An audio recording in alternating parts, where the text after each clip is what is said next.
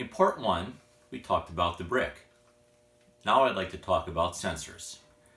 Sensors are what allow the robot to see what's going on in the world around it. Maybe my favorite sensor is the light sensor.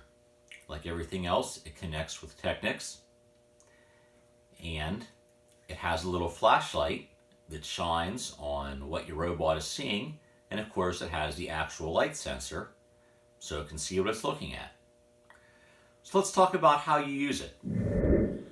So let's connect the sensor to the brick.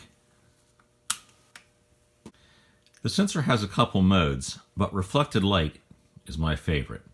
You can tell it's in that mode because the flashlight turns red. And now the sensor is showing how much light is reflecting off the surface that it's looking at. So when it's looking at this shiny tape, it's showing that 100% of the light gets reflected. If we shine it on this black tape, you'll see maybe only 1 or 2% of the light gets reflected. So let's look at how you would use the Mindstorm software to use the sensors.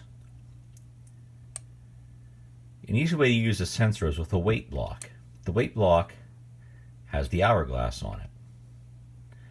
You can say you want to wait until the color sensor reflected light is greater than, let's just say 75. And then let's have it do something after it waits for that. Let's have it play a note on the speaker. So let's see how that works.